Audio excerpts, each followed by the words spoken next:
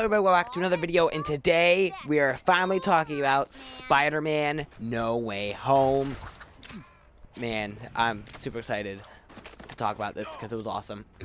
But this will be a spoiler review, so if you haven't seen this movie, click away and come back after you've seen it. You definitely don't want this movie spoiled for you, like, definitely. Even there were even some surprises that weren't leaked, so go watch that as soon as possible and come back after you've seen it.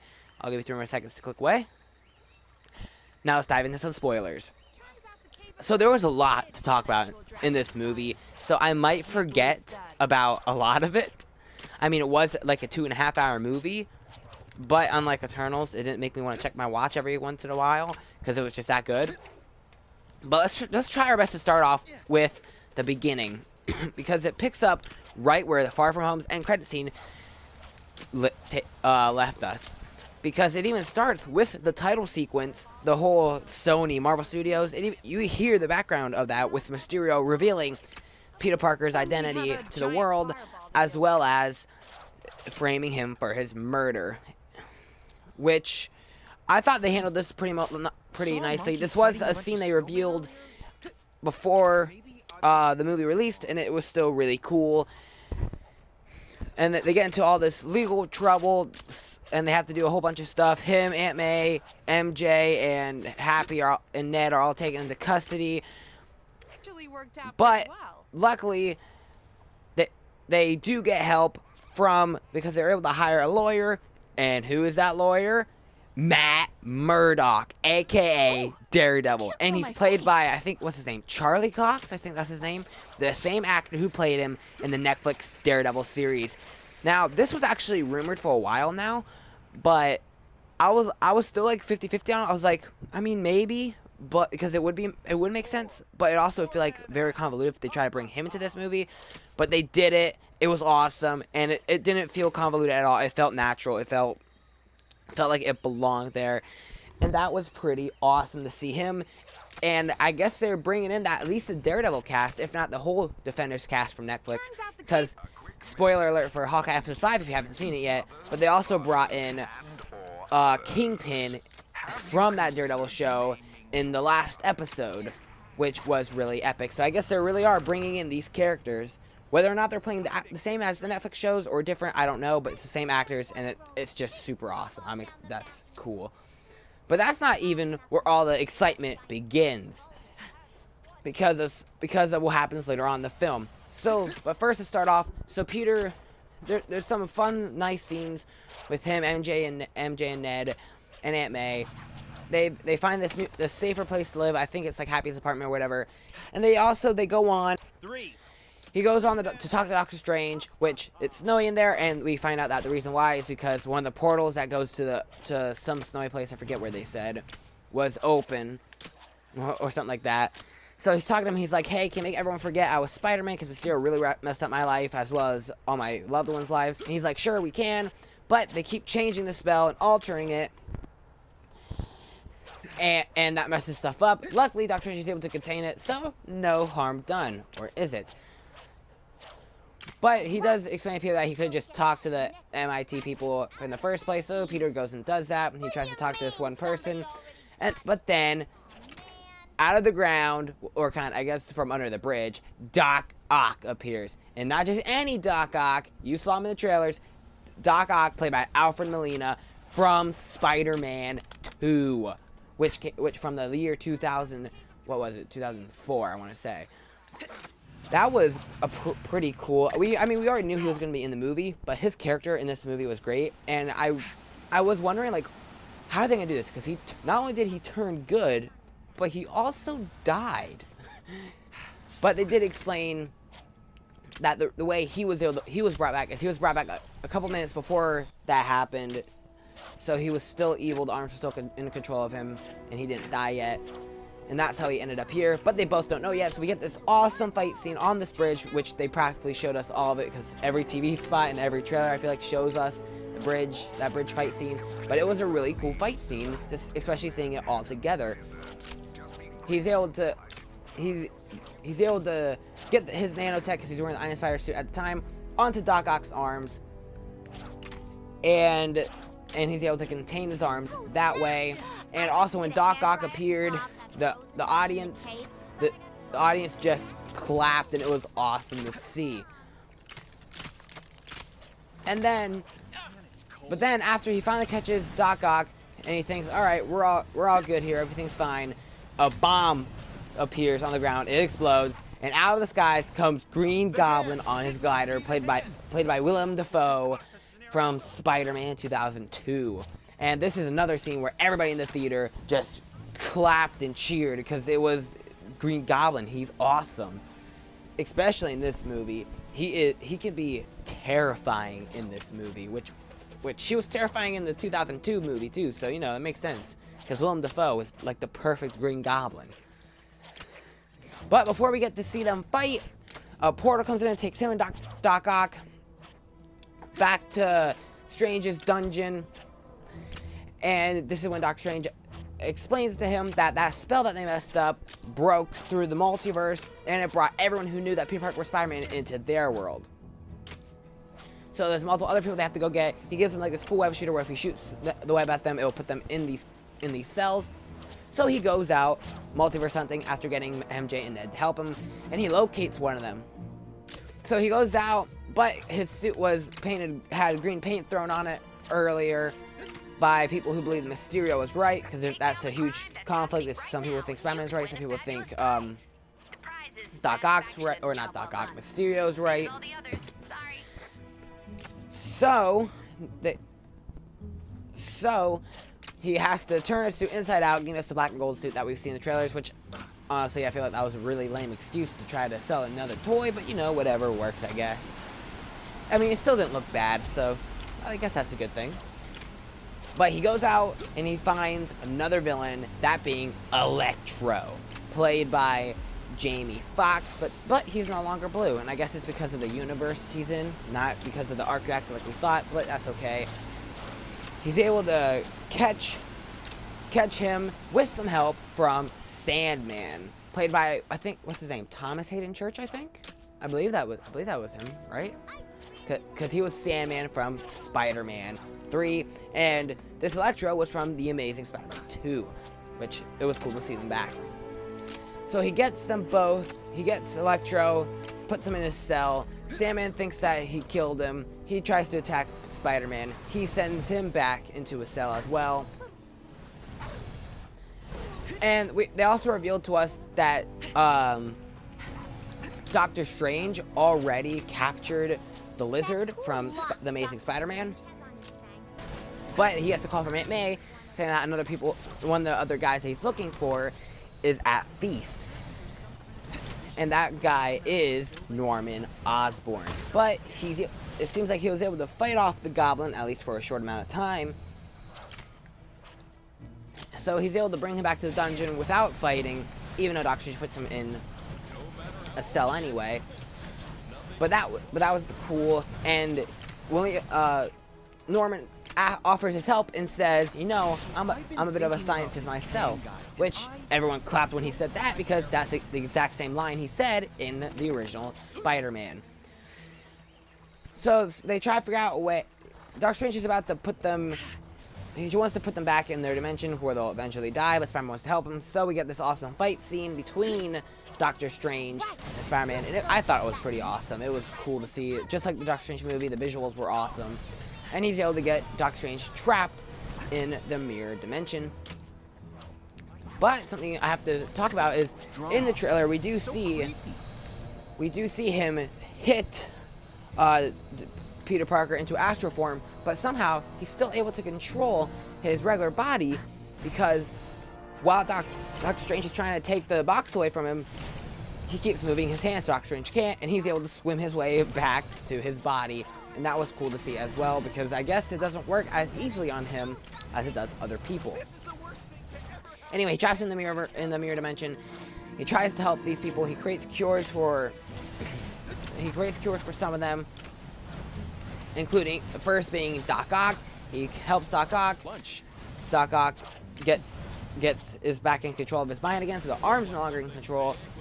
But just then, his spider sense tells him that Norman Osborn is no longer Norman Osborn. He's now the Goblin again. So Green Goblin, so he web zips his hand before he could try to do anything, but it doesn't really end up doing much. So him, as well as all the other villains, except for Doc Ock, start fighting. They even fight Doc Ock, who gets pushed out of the building, and we don't know what happens. We don't see him for a little bit. We get this cool fight scene, but the fight doesn't end with our heroes winning, because even though they're able to fight off some of the villains, Green Goblin is still there, and it's just Spider-Man, Aunt May, Green Goblin.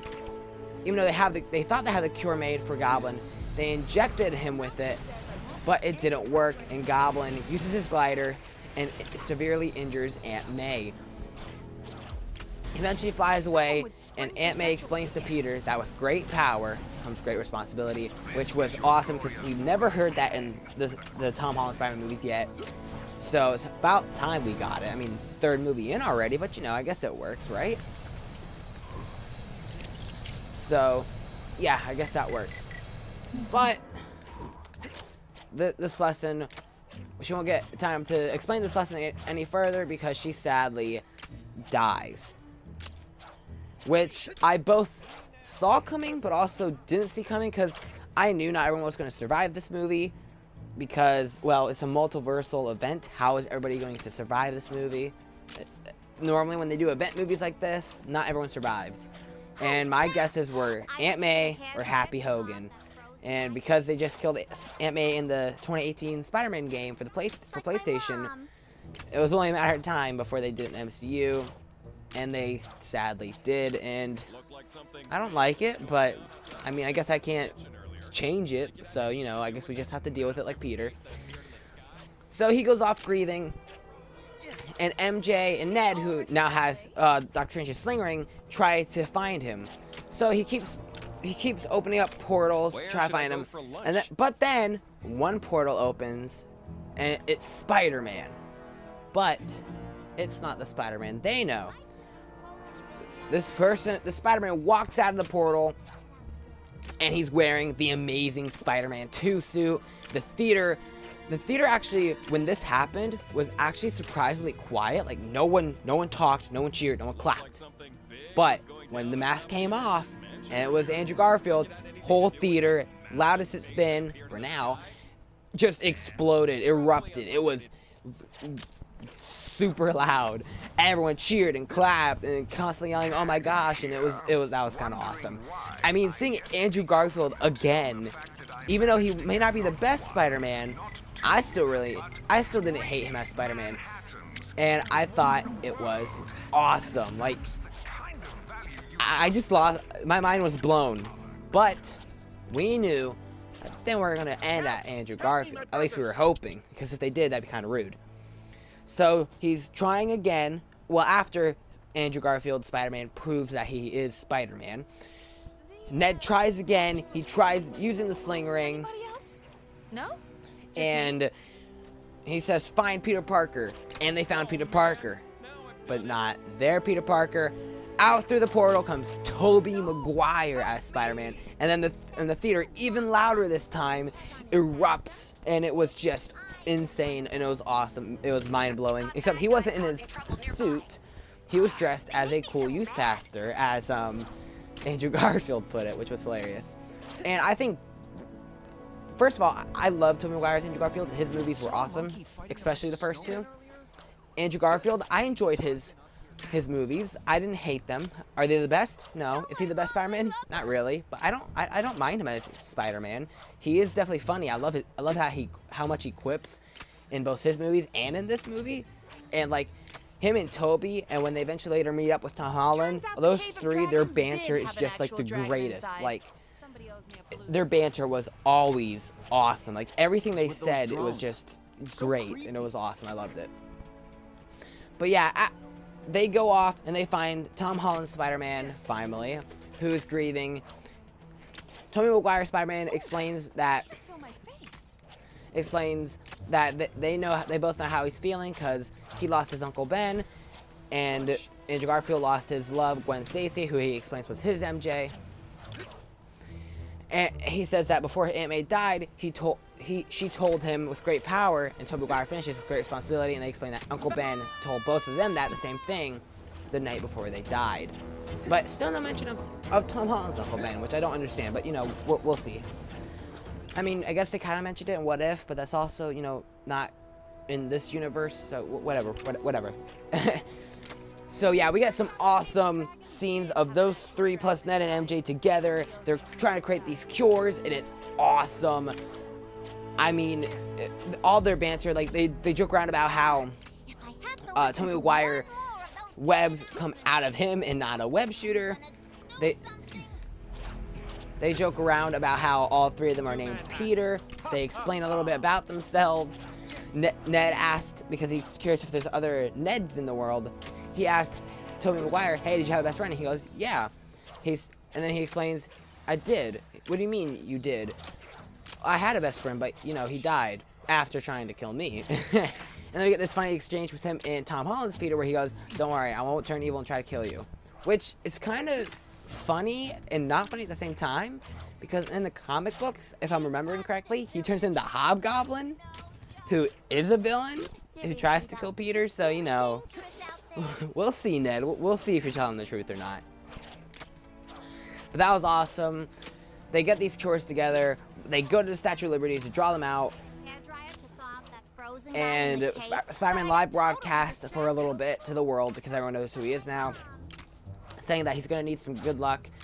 Then we get some more awesome banter between the Spider-Men, where they discuss more about Tobey Maguire's webbing, as well as a bunch of other stuff, including like how Andrew Garfield's, they talk about how Tobey Maguire fought an alien that was like a black goo, and Tom Holland's Spider-Man fought an alien who was a purple guy who loved stones. And Andrew Garfield says that he wished he fought an alien. He's kind of lame compared to them. He got to fight a Russian guy in a rhino suit. And what's funny is that I know a lot of people, at least a lot of people I know, will say that Andrew Garfield's the worst Spider-Man, and they kind of joke around with that. I feel like in this movie a lot, because he's like, yeah, I'm kind of lame compared to you guys, but Tobey Maguire's like, no, you're amazing, which is funny because, well, he's from the Amazing Spider-Man movies, so that was a great line. I love that. And that's just starting it. So we move into the final battle with the Sinister 5. Don't know why they didn't do the Sinister 6. I mean, it was right there. You just need one more villain. And you had no Tom Holland villain, so you could have added Scorpion or Vulture because they're in the universe. But, you know, whatever. The Sinister 5, I guess, will do for now. I mean, I still want to see the Sinister 6 eventually, but this is fine for now. We get one of the best final battles in an MCU. Not quite. I'm not sure if it's as it might be almost as good as Endgame's final battle, just because it was the three Spider-Men versus the Sinister 5. If it was Sinister 6, it would have been a bit better, but whatever. We won't talk about that. So it was definitely the action was great. The banner between them and the villains, them to the villains, them to each other, the villains to them, the villains to each other. It was just all great. It was one of the best final battles ever. Definitely the best final battle out of all the 2021 Marvel movies. It was awesome. We got to see all three of these Spider-Man now suited up and fighting. Finally seeing Tobey Maguire and Andrew Garfield back, as well as helping out Peter in a new integrated suit, which he gets because of the Iron Spider getting onto, like, I forget, the black and gold suit or something like that. I forget. I wasn't paying attention to that. But yeah, it was awesome. They eventually take down the villains one by one, after explaining that none of them are really good at working on a team because, well, Tobey Maguire and Andrew Garfield never worked on a team before. Tom Holland explains that he did because he worked with the Avengers, and Tobey Maguire goes, that's great. Who are they? Andrew Garfield thinks he's in a band because they never heard of the Avengers before. But they work as a team. They take down the villains. They cure them each one by one. We get a funny exchange between Andrew Garfield and Electro after he's cured, which also references to Miles Morales, which was awesome and clever, because they were talking about something, and he goes, yeah, the only thing you're missing is, is I thought you'd be black. And Andrew Garfield's like, oh, I'm sorry. And he's like, don't worry, I bet there's a black Spider-Man out there somewhere. And, you know, Miles Morales, so come on, Marvel, give us Miles Morales in live action. I'm waiting. I mean, we got Spider-Man to Spider-Verse, but, you know, that's different. That's animation. I would love to see Miles Morales interact with these three Spider-Men in live action, but we'll see what happens. So, yeah, that was it was just an awesome final battle. I'm probably forgetting things. I mean, I've only seen it once at this point in time. I do definitely plan on seeing it again in theaters if possible. But we'll see what happens. And I really enjoyed this final battle. But then we get the final confrontation with Tom Holland's Spider-Man and Willem Dafoe's Green Goblin, where Tom Holland's Spider-Man is 100% trying to kill Green Goblin. He is not holding back. He's beating on him. He picks up the glider and he brings it down to try to kill him. He comes down with the glider, but Tobey Maguire's Spider-Man catches it and holds it, saving Green Goblin. But Tom Holland keeps trying to push it further, but he doesn't let him, and Tom Holland eventually realizes what he's doing is wrong, so he puts it down. But then Green Goblin stabs Tobey Maguire's Spider-Man in the back, and everyone in the theater at this moment gasped. Like, the entire theater was, it was just... It was crazy. I honestly thought, I was like, oh no, don't kill Tobey Maguire, please, just don't do it, just don't. But I honestly thought they were going to when I saw this scene. Like, I was really nervous.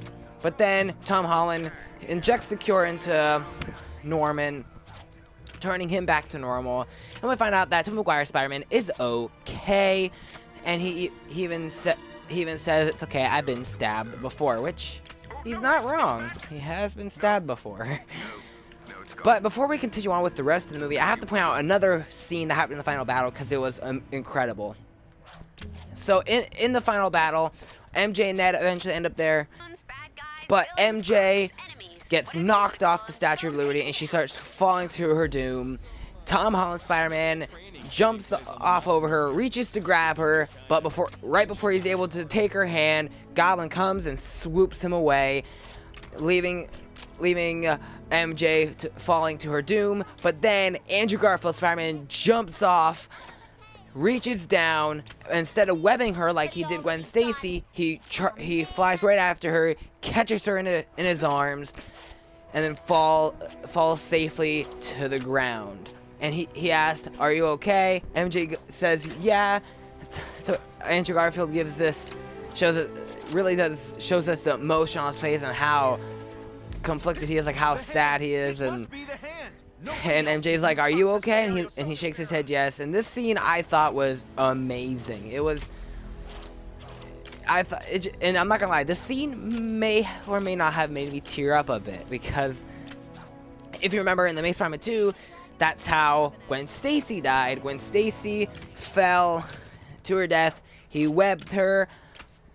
And what's funny is the Green Goblin caused it in both films, I'm pretty sure. He webs her, but it's not enough now, and she hits the ground and also gets whiplash from the web, and it kills her.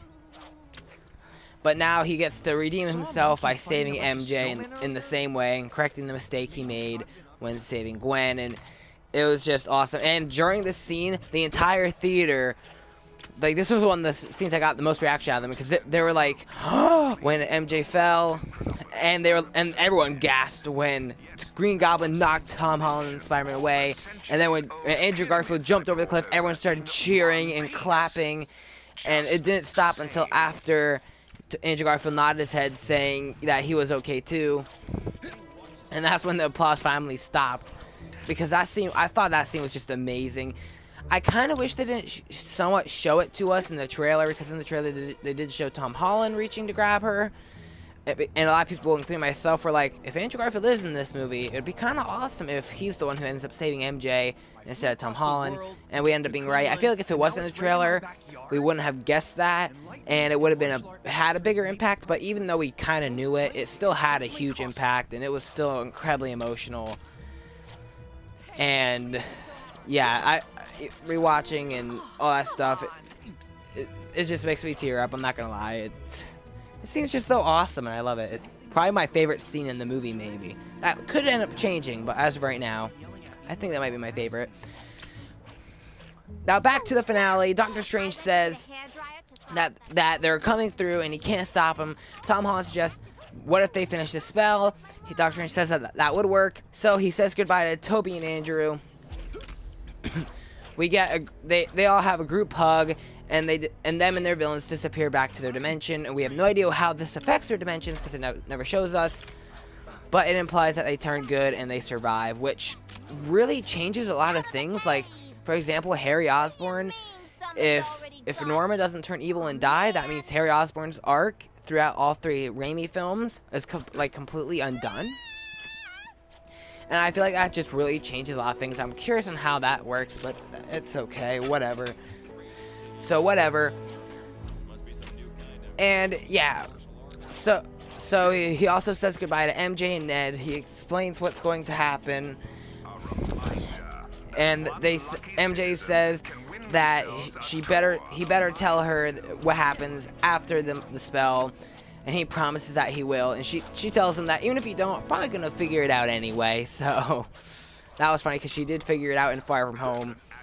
Spidey leaves, the spell happens, everyone's their memory of Peter Parker is erased. That includes everyone, Ned, MJ, the Avengers, all the villains, Happy Hogan.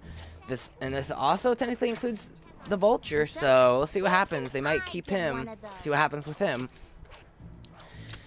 But yeah, now he's all alone. I almost forgot that before we get to the end, Spider-Man does go and he visits Aunt May's grave after the battle, and we see on the grave, and I believe it said, "Help someone, help everyone."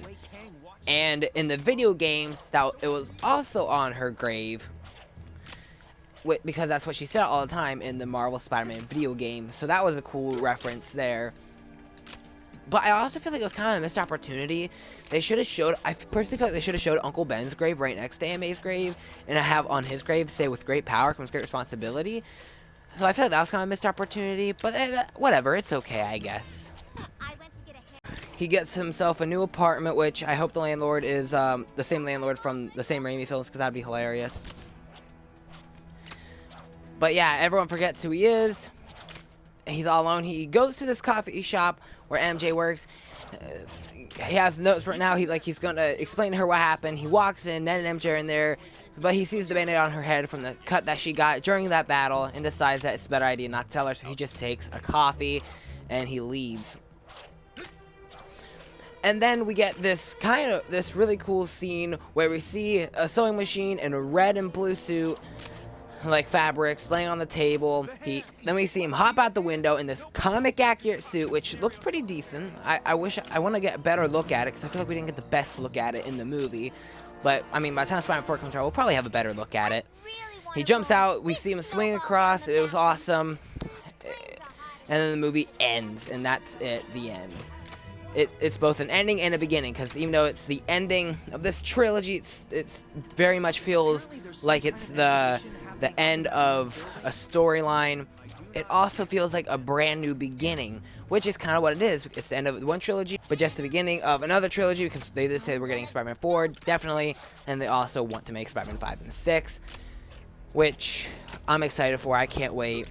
I'm super excited. I can't wait for that. But the movie's technically not over yet, because we still have 2 end credit scenes. And the first one, I have very mixed feelings on, because it shows Tom Hardy as Eddie Brock in a bar talking to this guy, and he's explaining him pretty much the MCU. He explains to him who Iron Man is, who Hulk is, and who Thanos is, and how people blipped for 5 years. And it ends with him going like, "Okay, I think we have to find this spider guy." But then, right as he says that, they disappear back to their world, but not before leaving behind a bit of the symbiote, which we do see crawl, and then it goes through the rest of the credits. I have mixed feelings on this, because on the one hand, they very clearly were trying to tease us, like, "Oh, look, Tom Hardy's Venom and Tom Holland's Spider-Man are going to fight each other. It's going to be a battle of the Toms." With him even saying, "Let's get that spider guy." And then they're like, "Oh, just kidding. They're not gonna fight. He's going back to the Sonyverse, you crazies." And that made me like, "Ugh, really? That's such a waste. You could have had an awesome Venomverse Spider-Man, or even Spider-Man Venom team-up movie." But I am so excited because they left the symbiote behind. That means we're most likely going to get a Venom and a Black Suit Spider-Man in this world, which could be Spider-Man 4, or could be 5 or 6, or maybe even later on down the line. But that is really exciting, because they're bringing in the symbiote in the MCU. That's going to be awesome. And maybe we'll finally get Carnage back, like I said in my Let There Be Carnage review. So that would be awesome. And I am excited to see what's going to happen with him in both Venom 3 as well as the MCU's version of Venom. And then we get one more end credit scene, which is a trailer for Doctor Strange in the Multiverse of Madness, and I thought it looked pretty good. I'm excited for it. It didn't show us like anything huge, but like we saw American Chavez. Is that how you say her name? I think it is, but I could be wrong. So that was cool. We do see him talking to Wanda. They mentioned Westview, proving that that WandaVision is connected. We even see an awesome shot where she's in her Scarlet Witch outfit, which that was a cool looking scene. And then we also see at the very end that we see an evil Doctor Strange, which I believe this is the evil Doctor Strange from What If, which means if you skip down What If, you better go back and watch that, because it looks like you're going to need to if you want to understand everything in Doctor Strange and Multiverse of Madness. And that actually got the the theater cheering, because when they saw evil Doctor Strange, the whole theater just started clapping and cheering, and it was awesome. And then it said Doctor Strange will return. So I'm excited for this movie. I believe that is the next MCU movie coming up.